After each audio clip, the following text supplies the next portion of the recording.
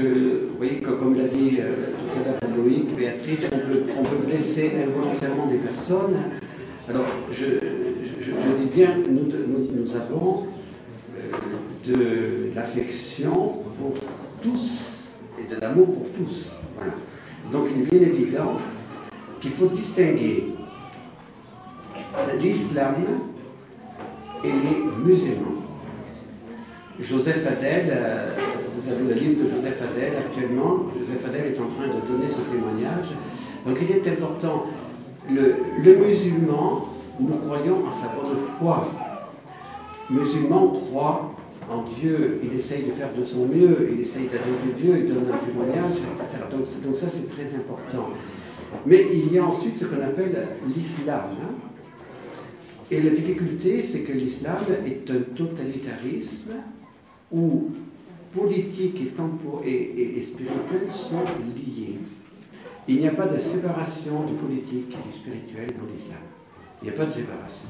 Donc, c'est pour ça que même actuellement, il y a des confusions entre certains disent, mais ça c'est l'islamisme, c'est pas l'islam. Non, il faut dire, regardez le témoignage de Joseph Fadel. Et Joseph Fadel aime profondément les musulmans, puisque c'est sa famille. Hein, il est devenu chrétien, etc. Donc, vous voyez, c'est cela. Alors, ensuite, il y a des courants différents dans la religion musulmane. Il y a des interprétations différentes. Alors, c'est évident qu'il ne faut pas être simpliste. Alors, ce que j'ai pu dire hier, qui a pu être peut-être mal interprété, ou ce matin, je ne me rappelle pas, le mot musulman signifie soumis. Le musulman, c'est celui qui se soumet. Il se soumet à Dieu. Il est soumis. Et vous avez pu remarquer, lorsqu'il y a eu des tremblements de terre, eh bien, les musulmans ne se révoltent pas. On est soumis. Voilà. Alors, ce que j'ai voulu dire hier soir, ce n'est pas une critique des musulmans, puisque nous devons avoir du respect par rapport à cette soumission, parce que justement, cette soumission doit nous émerveiller. Hein, c'est comme le peuple haïtien, après le grand tremblement de terre de l'année dernière, certains se sont scandalisés parce qu'ils ne se révoltaient pas contre Dieu. Au contraire, ils nous ont montré l'exemple d'un abandon dans l'épreuve. Voilà. Alors, cette soumission, nous devons la souligner, mais en même temps, ce que j'ai voulu dire, c'est que le fondement de la loi naturelle, ce n'est pas le seul volontarisme divin. Parce que ça, c'est toute la querelle du Moyen-Âge, des universaux, la querelle de ces courants de pensée entre l'intellectualisme et le volontarisme. La loi naturelle, elle nous vient de Dieu, mais le fondement, c'est la raison, c'est la vérité. Cette loi naturelle, elle a une cohérence interne, elle vient de Dieu qui est être, amour, vérité, et donc c'est important de le comprendre. Ce n'est pas une loi qui est imposée par un arbitraire divin. Alors, la question qui m'était posée, c'est qu'il y a des musulmans qui pensent cela aujourd'hui. Mais tant mieux, je dis tant mieux, et prions pour que justement, dans ces dialogues interreligieux, eh bien, nous puissions de plus en plus aider des musulmans à découvrir cela, et qu'on avance vers la vérité tout entière.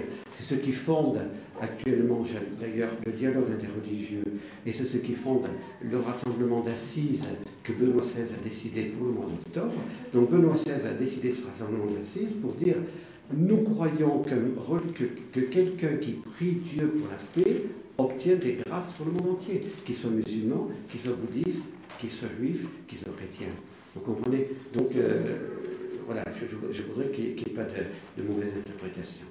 Une autre question qui m'a été posée, à juste titre, c'est une question concernant la guerre. Donc on a plusieurs militaires parmi vous.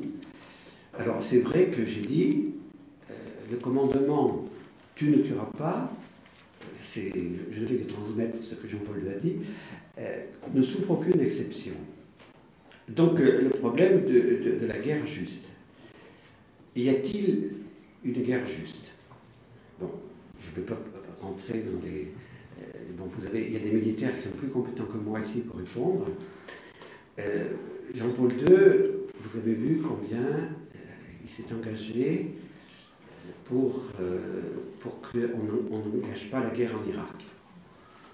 Donc il s'est engagé avec une énergie. Il a envoyé à George Bush un cardinal, il avait envoyé un autre cardinal à rencontrer Saddam Hussein, c'est le cardinal Echeverry. Et il a tout fait pour qu'on n'engage pas la guerre. Voilà. Alors, il est évident que la peine de mort et la guerre juste ne sont pas contre la loi naturelle. Voilà, puisque cela fait partie de la loi naturelle. Donc la peine de mort est dans l'Ancien Testament. La peine de mort a été acceptée jusqu'à la première mouture du catéchisme de l'Église catholique, puisque dans la première mouture du catéchisme de l'Église catholique, la peine de mort était justifiée comme une protection des innocents et comme, on peut dire, même possibilité pour un criminel de pouvoir se convertir. Hein, c'était tout comme ça jusqu'à la première édition du catéchisme de l'Église catholique. Jean-Paul II a fait changer cela pour dire les circonstances font qu'aujourd'hui on a d'autres moyens que la peine de mort pour empêcher les coupables d'agir. Avec les meurtres qu'il y a eu au niveau du multirécidiviste, eh bien, certains se disent, est-ce que véritablement on est arrivé dans cette société où on a ces moyens? Les États-Unis pensent que, pour le moment, on garde la peine de mort. Donc, la peine de mort n'est pas contre la loi naturelle. Je le dis, la peine de mort n'est pas contre la loi naturelle. Mais l'Église aujourd'hui, dans ce domaine, a développé sa pensée pour dire que on doit à présent, dans le développement de l'humanité, trouver d'autres moyens que la peine de mort. Bon, alors c'est pas je dis la pensée de l'Église. Hein. Voilà. Bon, maintenant la question des militaires. Je pense que peut-être que les militaires eux-mêmes peuvent répondre. Le militaire ne s'est pas fait militaire pour tuer. Ou alors c'est qu'il y a une déviation de l'esprit de la chevalerie, de l'esprit militaire, qu'actuellement d'ailleurs on arrive à un tel professionnalisme qu'ensuite on oublie tout cela. Donc le militaire s'est engagé, non pas dans un métier mais dans une mission, et il s'est engagé pour faire régner la justice. Il s'est engagé pour protéger les innocents. Il s'est engagé, voilà. Alors la guerre juste était toujours considérée comme la protection des innocents. Alors là aussi, moi je pose la question militaire. Si un militaire veut répondre, je préfère laisser la question de répondre pour dire, voilà, comment vous, en tant que militaire, eh bien, vous voyez la question, hein, parce que c'est vrai que, bon, je prends l'exemple, on prend une prise d'otage, hein, quelqu'un nous prendrait un otage ici, laisser le preneur d'otage nous tuer, c'est injuste, c'est contre la béatitude qui demande bienheureux les pacifiques, hein, c'est-à-dire mettre la paix là où elle n'existe pas. Donc celui qui est militaire, celui qui a la charge de la sécurité dans notre territoire doit agir pour empêcher ce preneur d'otage de nous tuer. Voilà. Alors comment faire et comment arrivez-vous, vous, militaires, à mettre je dirais en concordance tu ne tueras pas et tu défendras l'innocent. Alors est-ce que le militaire veut répondre? Parce que c'est plus ma compétence là. Hein. Je crois qu'il faut avoir l'humilité de dire les personnes qui ont le devoir d'État peuvent répondre.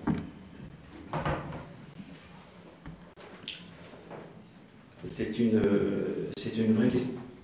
vraie question qui accompagne, à mon sens, et pour mon service, toute la vie, en fait.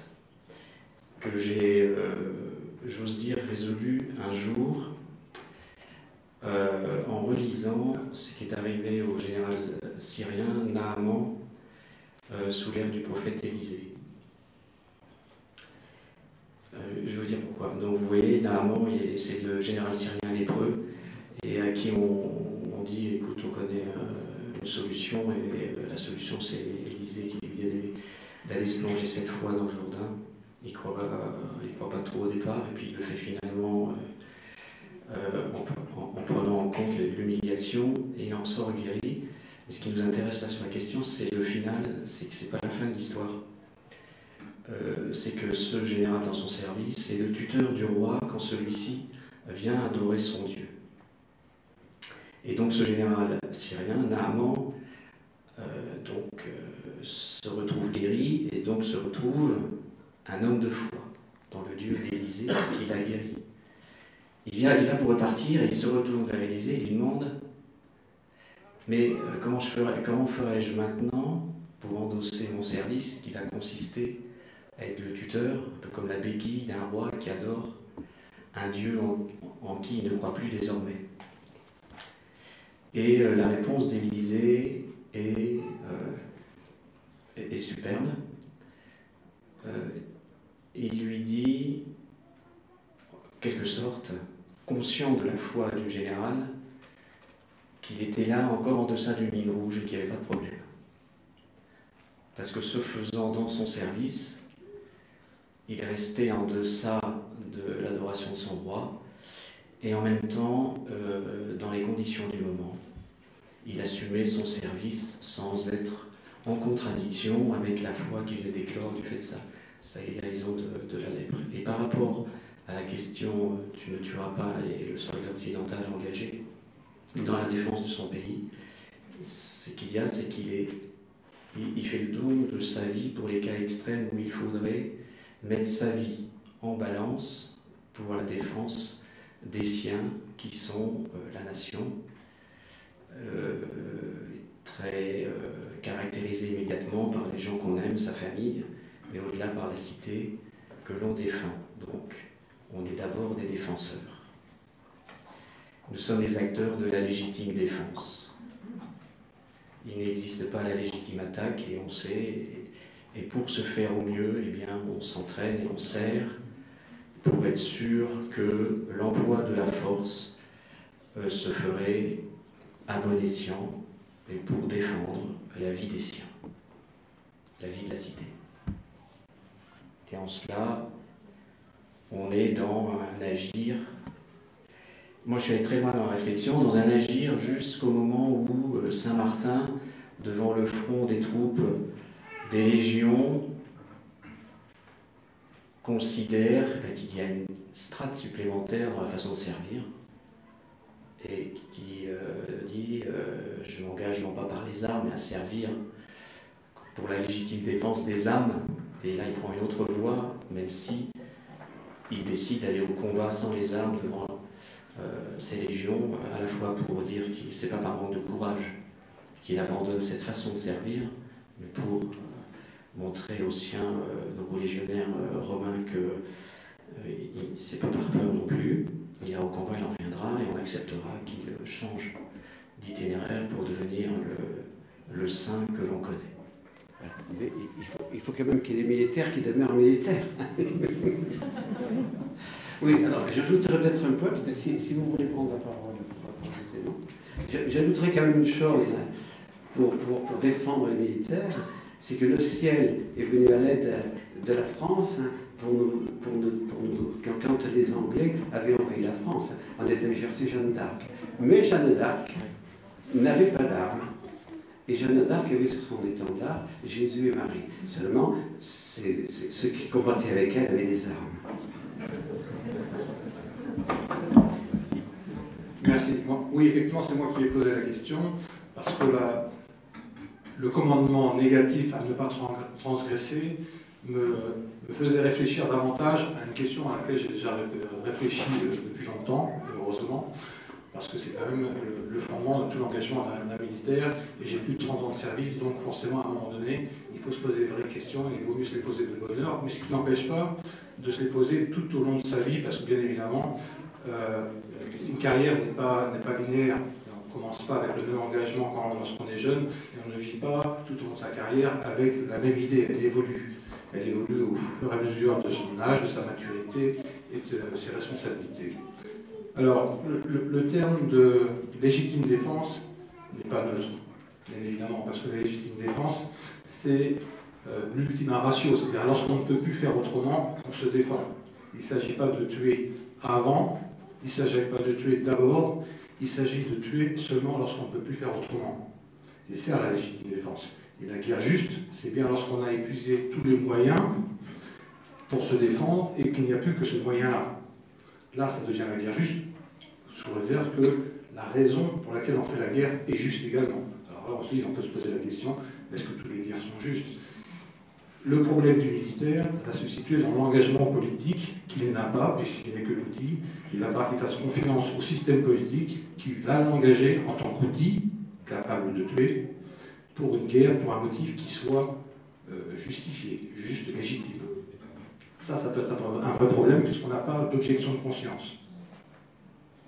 Mais dans l'acte lui-même, pour reprendre d'autres exemples, Jésus lui-même n'a pas renvoyé le légionnaire en lui disant « Suis-moi ou quitte ton état de militaire ». Il l'a renvoyé, mais pour faire le bien tout en restant militaire. Donc on peut être militaire tout en étant chrétien et tout en essayant de respecter la loi naturelle. Merci beaucoup parce qu'en même temps, vous voyez, ça permet de préciser les pensées, ça permet de voir que nous sommes dans des situations difficiles et que justement, comme on l'a vu depuis hier soir, la conscience morale ne nous trace pas directement pour chaque cas. Il y a la syndérèse, il y a la déduction des principes, et puis après, il y a l'application au cas concret. Et là, bien, chacun est devant sa conscience, et cette conscience doit être éclairée par l'Évangile, par la doctrine sociale de l'Église, par les principes de morale, et par la prière. Voilà. Mais je comprends qu'on se trouve devant des cas de conscience, de même que le chirurgien se trouve devant des cas de conscience. Alors, par rapport à la vie d'Elisabetta Cameri, ne pas faire de reproches à son mari est-il le meilleur moyen de construire son couple? Est-ce une voie de sanctification ou une sorte de paresse? Bon, alors on pourrait dire aussi que le mari peut faire des reproches à son épouse. Il peut y avoir une... voilà, c'est... Alors, je pense que le foyer ami pourrait répondre, Loïc pourrait répondre peut-être.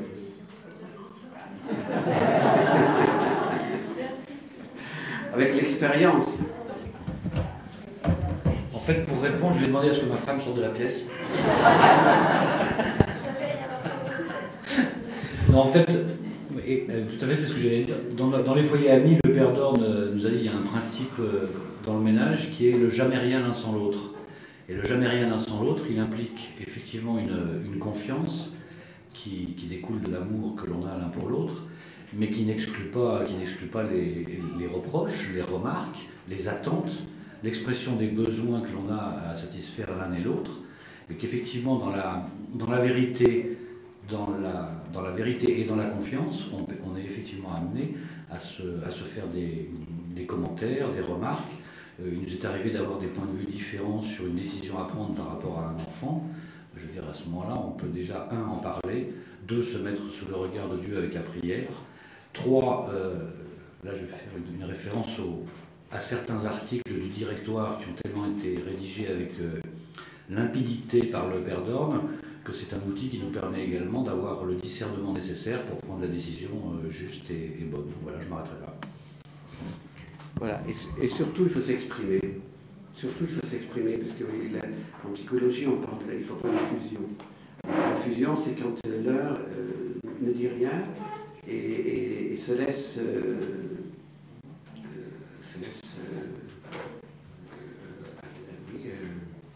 prendre dans sa personnalité, non plus de personnalité. Non, il faut qu'on dise les choses. Il faut qu'on s'exprime. Et le père disait souvent, la plupart du temps, vous n'êtes pas d'accord au début. La plupart du temps, vous n'êtes pas d'accord. L'un a une idée, l'autre a l'autre idée. Et bien, il faut arriver au nous. Il faut rappeler aussi quand même que... Ah, vous voyez, on va demander à Loïc de sortir de la salle. Moi, j'ai le courage de parler de vous.